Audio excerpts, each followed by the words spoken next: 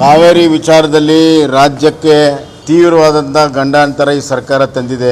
ಕಾವೇರಿ ನಿರ್ವಹಣೆಯಲ್ಲಿ ಮೊದಲಿಂದಲೂ ಕೂಡ ಎಡವಟ್ಟು ಮಾಡ್ಕೊಂಡು ಬಂದು ಈಗ ಸುಪ್ರೀಂ ಕೋರ್ಟಲ್ಲಿ ನಿನ್ನೆ ಸಮರ್ಪಕವಾಗಿ ವಾದವನ್ನು ಮಾಡ್ದೇನೆ ಇವತ್ತು ಮತ್ತೆ ಸುಮಾರು 7.5 TMC ನೀರು ಬಿಡೋದಕ್ಕೆ ಆದೇಶ ಸುಪ್ರೀಂ ಕೋರ್ಟ್ ಮಾಡಿ ಕರ್ನಾಟಕಕ್ಕೆ ಗಾಯದ ಮೇಲೆ ಬರೆ ಎಳೆದಂತೆ ಆಗಿದೆ. ಇದಕ್ಕೆ ನೇರವಾಗಿ ರಾಜ್ಯ ಸರ್ಕಾರವೇ ಹೊಣೆ.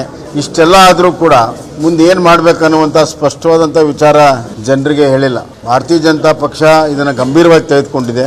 ವಿಶೇಷವಾಗಿ ಕಾವೇರಿ ಜಲಾನಯನ ಪ್ರದೇಶದಲ್ಲಿ ನಮ್ಮ ಭಾರತೀಯ ಜನತಾ ಪಕ್ಷ ಜಿಲ್ಲಾ ಘಟಕ ಮತ್ತು ರೈತ ಮೋರ್ಚಾ ತೀವ್ರವಾದ ಪ್ರತಿಭಟನೆಯನ್ನು ಜಿಲ್ಲೆಗಳಲ್ಲಿ ಮಾಡ್ತದೆ. ಅದು ಮಂಡ್ಯ ಇರ್ಬೋದು, ಮೈಸೂರು ಇರ್ಬೋದು, ಮತ್ತು ಹಾಸನ ಇರ್ಬೋದು, ಚಾಮರಾಜನಗರ ಇರ್ಬೋದು, ರಾಮನಗರ ಇರ್ಬೋದು, ಬೆಂಗಳೂರು ನಗರದಲ್ಲೂ ಕೂಡ ಇದರ ಪ್ರತಿಭಟನೆ ಮಾಡಬೇಕನ್ನುವಂಥ ತೀರ್ಮಾನ ನಾವು ಮಾಡಿದ್ದೇವೆ.